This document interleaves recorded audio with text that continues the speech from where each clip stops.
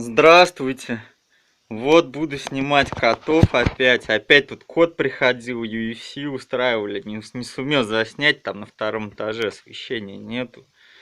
Вот, буду кормить котов сейчас.